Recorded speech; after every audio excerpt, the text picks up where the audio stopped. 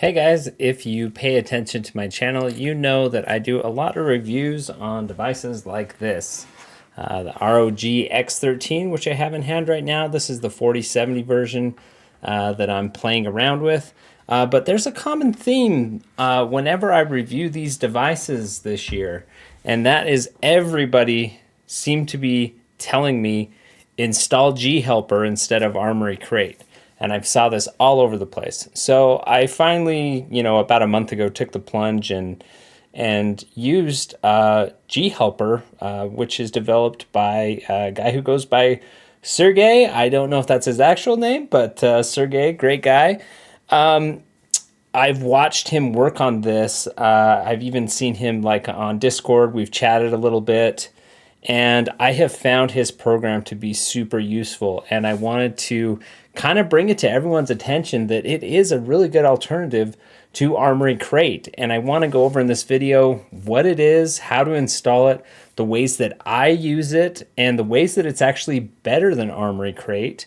And then also, what functionality you might miss if you use this instead of Armoury Crate. So it's going to be a complete video, probably pretty long, on G Helper, and you're along for the ride, but I think it's going to be worth it for you to pay attention to this because you can do so many cool things with Sergey's program here. So to start us out, we are using this on an X13, ROG Flow X13, but it is compatible with all sorts of ASUS devices, including the G14s, G15s, M16s, Flow devices of all flavors, X16, Z13, Strix Scar, ProArt. It can replace Armoury Crate on a lot of things, and if not, my guess is if there's something that's not working, you can get in contact with the developers. Very responsive. That's one of the reasons I don't normally work with developers on software, but he's such a cool guy, so responsive, and works things into the program, and it's very functional. I used to create my own scripts. Like I used to write batch scripts, and so I always had my little console window running in the background, and I would program exactly how I wanted the machine to function, and then using a combination of weird scripts and lots of different third-party applications, I could cobble together basically what Sergey's doing here in a really slick program. So let's take a look at it. Two things. Here's his GitHub right here. This is where you can go to find this application. I recommend doing it right now, frankly. And anyways, so here is his application here. And this is actually activated either by just running the program, but also it usually maps to your Armoury Crate button. So, and what I mean by that, for those of you who maybe don't have an ASUS device, there is this top row of buttons and there's a little Armoury Crate button there. So if you tap that, G Helper is set to turn on automatically. In fact, if I toggle that, you can see I'm pushing the button, it turns on and off. But first of all, let's talk about how to even install G Helper. But basically, you go to this URL, github.com/Sergey/G Helper, and he has his releases right here, G Helper. You download a zip, you extract the zip. I just literally put mine in my root of my drive and call it G Helper, and they run here. You double click it, and it's going to run. And you may be thinking, in the first place, what do I need to uninstall Armoury Crate? Do I need to, what do I do? Because can these both run at once? They can both run at once, but also Sergey's included some pretty neat tools here to help you out. You don't need Armoury Crate running. However, he has this in here that is all the ASUS services. He will kind of keep an inventory of them. And if they're actually running, he will say, hey, these services are running. You can actually stop all the services. So they're not running at all. And you can basically rely on G Helper to do everything. And it seems weird because how can this basically one executable replace the functionality of Armoury crate, which if you've watched that thing update and install, it's putting services, it's installing applications, it's installing modules. And here we're accomplishing the same thing with one executable. So anyways, there's lots of instructions on his site as well on how to install this. So if you're running into questions, feel free to comment there, comment in the comment section of this video, and we'll get those questions answered for you. But let's go over the basic features, and then we'll drill down into every individual feature in this application. So if you're familiar with Armoury Crate, you know you have silent, balanced, and turbo options, and these are the same thing. They work exactly the same as they did in Armoury Crate. So from a basic level, the fan curves and the power requirements for the GPU, CPU are the same. So that's that first row. Although there is this fans and power section that lets you customize a lot of those things. And we'll get to this in just a second. But for now, let's go over the basic features. So we are there in G-Helper. And let's look at the second row, GPU mode. So right now, we're in standard mode, which we have the iGPU active and the discrete GPU active. If we click Ultimate, it will reboot just like Armoury Crate did and put you in an NVIDIA only mode. If you click Eco, it will actually disable the discrete GPU to use less power. I'm not going to click that right now because I'm recording off of this device, but you can click that and it will disable your NVIDIA GPU and only use the integrated GPU, whether that's Intel or AMD. Optimize, what that is going to do is exactly what it says. Switch to Eco when you're on battery and standard when plugged. So your discrete GPU will be active if you're plugged in. If you're not plugged in, it turns it off for you. Okay, down here, laptop screen. Right now it says turned off, but that's because we're plugged into an external monitor, which is actually my video capture card. But normally it lets you toggle between 60 hertz and whatever your screen refresh rate is at the high end. It will, if you have a 120 hertz screen, if you're on like a 2022 X13, this will say 120. And you can toggle it at will between those modes, or you can set it to auto. So when it's on power, it will be in the fastest refresh rate mode. And when it's unplugged and on battery, it will shift it down to 60 hertz. So super useful. Things that happen in Armoury Crate already. So let's talk about the next section, which is the lighting on your keyboard, your RGB. Now the X13s only have white. So there is no color, well, there is a color picker, but it's not going to do anything on my machine because it only has white backlighting.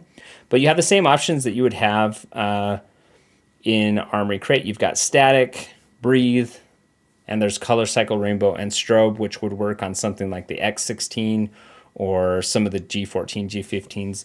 All this works, so you can still have your RGB, and that works great. Down here, we've got the battery charge limit. The battery charge limit is when you use it, well, first of all, in Armoury Crate, it's not even in Armoury Crate. You have to go into the My ASUS app to access this, which is so weird. You need both these applications to do everything. But the cool thing about G-Helper is ASUS normally only lets you set it to 80%. And then you're done. It's like, nope, you're 80%. This lets you set it anywhere between 40% and 100%. And why that's really cool is for me, if I'm benchmarking something, I don't want to be charging the battery at the same time I'm benchmarking. But if my battery's low and I'm like at 40%, normally I would have to wait until I'm either at 80% or 100% before I can start benchmarking, because I don't want the heat from charging the battery and the power draw from charging the battery to affect things. So I can literally, like, you know, oh, I'll just charge until it's at 50%. And then once the battery's at 50%, it keeps it leveled off. And I know I don't have to worry about that. Most people don't have to worry about that. That's not the cool thing. For me, that's cool, but the flexibility is cool. What I like to do is, I think the 80% charge is great that ASUS offers that mode, but like an 85% charge, I think gets you a little bit more battery life, a little bit more comfort level while still preserving your battery. Because I tend to replace my devices fairly often. I've never run into batteries that I've even noticed have been performing poorly. But at the same time, I don't want to just run it 100% because I do keep my devices plugged in quite a bit. So I think just having the flexibility to adapt your situation on the battery charge limit is super useful. Okay. Now, if we look down here, there is the option to run G-Helper on startup. Super useful. And if you click updates here, what this does is shows you if all the drivers that ASUS has published for your particular machine, it tells you if you are on the latest drivers here. So super useful. And if you're not, you can actually click on that and it will take you to the download page and you're good to go. So it's really cool. You can, keep tabs on if your device is up to date using that. So really cool feature that he's worked in here.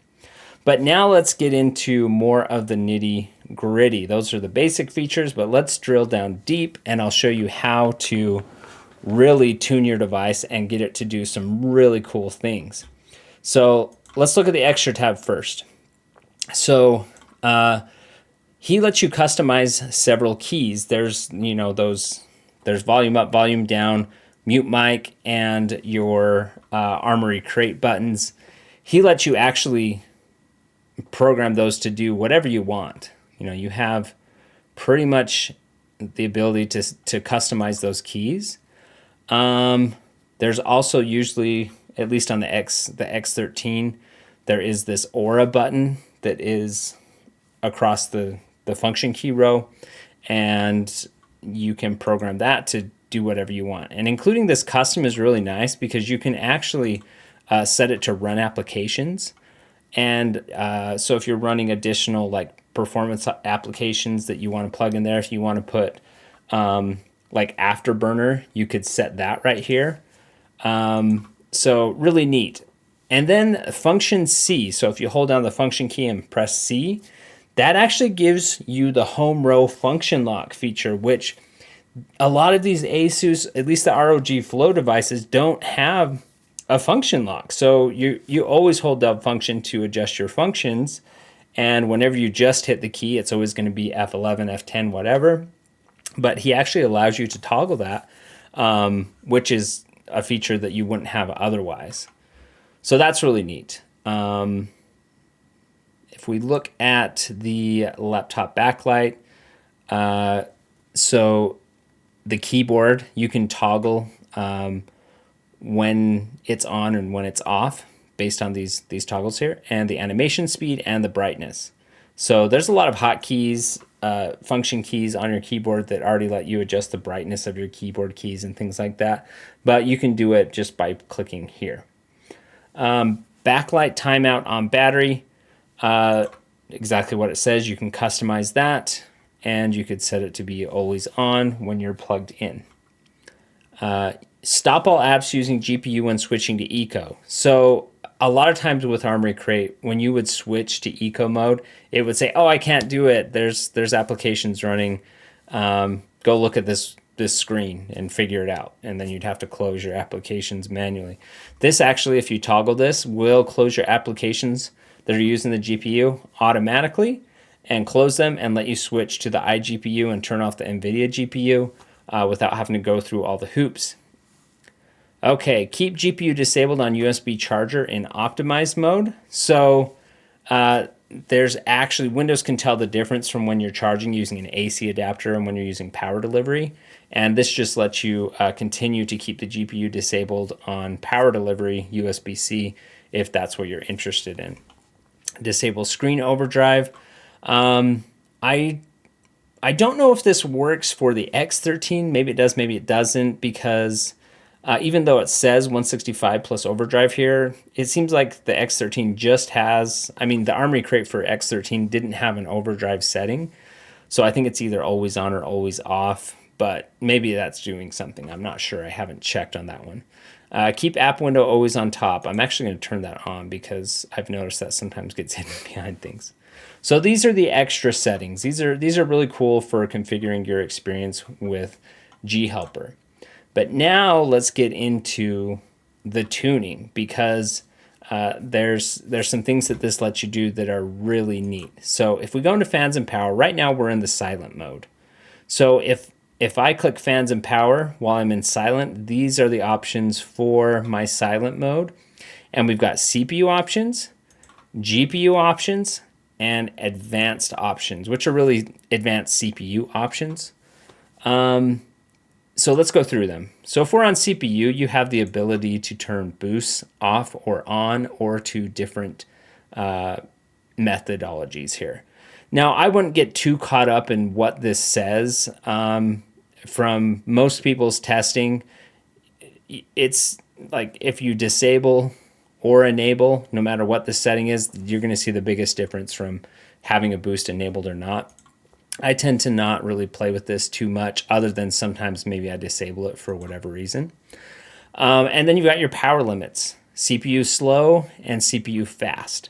So this is the fast power target. This is like a 5-second window where you can set it to like be super fast for 5 seconds, but then don't use more power. That kind of keeps things clicky and going fast. But in your silent mode right now, that may not be what you're looking for. But in general, in the silent mode here, this is following ASUS's kind of framework. But you can customize it. If you said, look, I don't want, I want my CPU to only use 10 watts when I'm in silent mode, you can click apply power limits, and then suddenly your CPU is only going to pull 10 watts. And we can test this later, but that's what these sliders will do for you.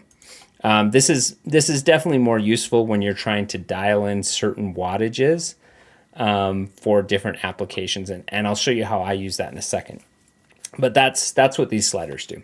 Let's look at the GPU. You have automatic overclocking in here per profile. So with Armoury Crate, I think the performance tab gave you a little bit of a overclock boost automatically, but in here you can customize it. So you could say, look, I want to have a 200 megahertz core clock offset, which is technically an undervolt, guys. I don't know if people realize that, but that's actually an undervolt. I won't get into that now, though. Memory clock offset. Yeah, so I found on my X13, 200 and 100 is pretty much stable across the board for my chip. You can toggle your dynamic boost and, have it boost higher or lower, depending on what you're looking to do. But the coolest thing that I think that's available here is setting temperature targets. Which is really neat, because it's like, hey, look, if I'm below a certain temperature, go ahead and boost, go ahead and, keep running. But if you hit this temperature, slow things down. Don't get over these temperatures. So you can, rather than saying I want to use, a certain amount of watts, you can literally say, no, keep it at this temperature or below. And if you get to that, kind of, slow things down, which is a very cool thing. And I'll show you a little bit later how that's useful. Okay, so, but by default, this is at 87. And in the silent, maybe you tune that down. I don't know. But that's what the sliders do for you. If we go to advanced, you got the same thing here. You've got a CPU temp limit slider where you can actually say, hey, boost, but, don't boost as high if you're running into a temperature limit. Okay. Undervolting. Now, this is going to be different per CPU. This machine has 7940HS, and the undervolting works really well. In fact, I can literally set this to -30, and it has, I won't say it has no issues, but it's fairly stable. But I have seen a few crashes when doing that. So I've been backing it off and just doing it at -15. You may be wondering, how big of a difference does that even make if I'm undervolting? Is it, what does that do? Well, a couple things. This -15, you may be like, is that millivolts? What is that? It's actually a curve modifier. So basically, if you have your voltage curve for different frequencies, it just puts it on a slightly more efficient curve. and you're backing off in terms of those different curves. Obviously, the more negative you go, the less power you'll use per clock, but you may run into stability issues. And so be careful with this. You know, this is in red, like you want to be careful. We need to talk about undervolting for a second here and what that can actually do. Because maybe you're like, what do I care? What do I care about undervolting at all?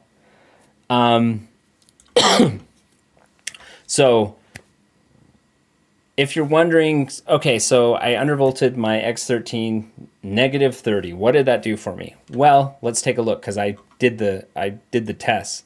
So at stock, running a load on one core without the undervolt, it got to 23.31 watts in a standardized test, whereas going negative 30 on your undervolt curve brought it from 23 watts down to 17 watts, which is pretty drastic. That's about 6 watts saving, so that's pretty cool. Running two cores, it went from 28 to 22. Running, and sorry, I'm saying cores, I really mean threads. Running 4 threads, we went from 35 to 31. 8 threads went from 50 to 44. And then once you're running 12 threads, it didn't seem to do much, but part of that is because even though it's undervolted, there's so many threads at that point that it's still overwhelming the watts. I don't know if that makes sense, but also look here. So stock 2 threads at 28.6. 28.6 watts. It was at 5.1 gigahertz. When we undervolted, it was at 22 watts, but the gigahertz were at 5.24. And if you look at the 12 thread test, even though they were both using 55 watts, look at the CPU clock rate. So when it was stock, it's only 4.39 gigahertz, but with 12 threads, undervolted, it was pushing it to 4.7 gigahertz. So those are the range of undervolting that you could see. So for me, I tend to, you know, I'm not searching for every last ounce of power out of my battery because I'm usually near an outlet, so I'm not too concerned about this, but you can shave off a little bit of heat, some watts, by setting a undervolt curve, and this is the AMD side of things. Intel may look slightly different. It may not even have the undervolting feature at all built in yet. But let's go ahead and click apply, and once I do that, you can see I can now auto apply because it said, oh, I've set the negative undervolt curve and it's still running, so I'm going to let you auto apply this whenever you go into the silent mode. Okay, so we've played a little bit with the silent mode. You can tune this however you want, but you can do that for every profile. So if I go to balance now, you can see all these changed, and they are at the defaults for the balanced. Same with turbo. You know, it's going to show you the new fan curve for turbo, and watch the fan curve right here as I switch between modes: silent, balanced, and turbo. These are the same fan curves that Asus has available. So it's matched those, but you can actually do custom curves. Like you could set this to whatever you want, and if you mess up your curve like I did, you can just literally hit factory defaults and you're back to whatever it was. But on top of all of these extra features, you have the ability to do this. Okay, so there's your silent, balanced, and turbo, but you can create all kinds of special profiles to make your computer operate in whatever way you want. And this is where I'm going to talk a little bit about how I use GHelper. And in one of those ways is like, okay, you know, maybe I have a profile for benchmarking. So let's go to my Super Turbo profile. In this profile, my fan speeds are running 100%. I've got my CPU set to negative 30 undervolt. My CPU is maxed out at 125, and I've reset some of these things, so I think it's, you know, in preparation for this video, I'd normally have these set at probably, you know, Probably about like this is my super turbo, how I like having it set up. But, you know, this is not a profile that I would want to use day to day because my fans are screaming right now. But if I'm going to run some Time Spy, I know I'm going to drop it in my super turbo profile, and I can run my benchmarks and see the absolute best performance that you could get out of this machine. So, great feature to have. I don't have to, you know, because I still want to use turbo normally and not have my fans screaming at me. So that's my super turbo profile. This Zelda profile is what I use, and it's messed up right now because I've been playing around with it. But I find, you know, when I'm using certain emulators or whatever, what you see is if you don't have enough CPU watts, it tends to really cramp down, but also increasing the watts gives you no gain, but yet it will still keep using power in some of these emulators. So this is kind of my emulator profile, and so I can set my CPU to like only use 20 watts or so. 22 is where I find the sweet spot for some of the games I'm playing right now. And then I can let the CPU kind of do whatever it needs to do as well. So that's kind of fun that you can dial it in exactly how you want. Okay. Now, let's look at these other profiles. I've got profiles to keep the computer at certain temperatures. And this is really cool because like I've got a 75, 80, and 85 degree profiles. And one of the ways I've used this, you may have seen in my other videos, is what this lets me easily do is I can say, hey, I want the machine to operate at 75 degrees Celsius, and then I can put a heavy load on it. I can put like Furmark on it, and then I can basically say stay at 75 degrees Celsius, and I can look at my power meter and I can see how much power the computer is using because it's not going to go past this temperature. And what that lets me do, and you're like, who cares? What are you talking about? Well, the reason that is really cool is because if I get a laptop cooling pad and set the computer, instead of it being flat on the desk with the fans, you know, blocked, I can see how many watts it can continue to push when it is flat on the table, and then put it in temp mode and see, wow, I can use, you know, it can push, you know, 70 watts overall when it is in this configuration, but when it's flat on the desk, it can only do 50 watts. You know, it just lets you see, you can basically see what type of positions you can get performance in. And I have been playing, I've done cooling mods on my device, and what this has let me do personally, and like I say, I'm using this for maybe different reasons than other people, but I can say, hey, stay at 75 watts. I can make adjustments to the cooling, you know, add some copper shims in there, play with some heat pads, and then I can run my test again, and I can see, oh, before I made these changes, I could only push 40 watts, but now I made these changes, and at the same 75 degrees, I can now push 45. That's a 5-watt gain. What I did was effective. Where before, you couldn't do that with just a standard profile. These profiles that let you target temperatures are really neat. Maybe not for everyone, but for me, I like it. And also for stability. I find sometimes if you're trying to make these machines operate at the absolute limit, sometimes you're going to get a blue screen. If you're overclocking and undervolting, you'll get that.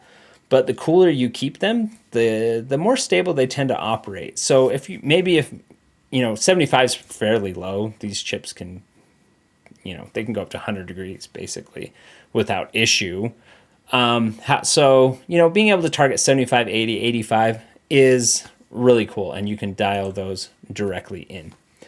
So those are kind of all the ways that I use G-Helper. These are all of the functionality that you have using G-Helper. But let me talk really quick just about ways that G-Helper is better than Armoury Crate. Okay, so one of the things that G-Helper lets you do is if you're using USB-C on the X13, you can still tap into the turbo mode. Armoury Crate, when you used a 100-watt power delivery USB-C, if you're If you're using something like this, like your power brick, Armoury Crate will say, "Nuh-uh, you're not using the ASUS charger. I'm not letting you into turbo mode."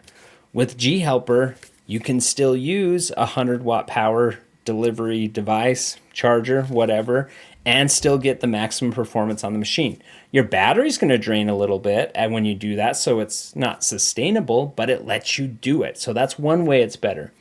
Another way that I already mentioned is it lets you set your battery limit to charge to wherever you want. That is not a feature that Armoury Crate gives you. You can undervolt with G Helper. You can't do that in Armoury Crate. You can target specific temperatures, which we already talked about. You can map custom keys, which is something Armoury Crate doesn't let you do. And that function lock capability is another thing that ASUS just doesn't let you do that G Helper lets you do. So if you're not convinced yet, I don't know what else is going to convince you. So you're probably already on your way and downloading it. So one more thing we need to talk about is XG Mobile. Now, I personally could not test my device with an XG Mobile because I don't currently have one on hand. But according to Sergey and lots of people who have been reporting on it, this does let you enable and disable the XG Mobile. It will also let you control the color of the XG Mobile, the LEDs on it. You can control the LEDs on your XG Mobile. Maybe not the color, but the flashing or whatever you want to do. So all the functionality of XG Mobile is on G Helper. So that's good. So the last thing that we really want to talk about for reals this time is what is the functionality that Armoury Crate gives you that G Helper does not? Well, there's a couple of them. And these are probably, they may be important to you or they may not be important to you. One is the RGB wallpaper setup. If you like that, hey, maybe you like it. Armoury Crate will do that for you. That's fine.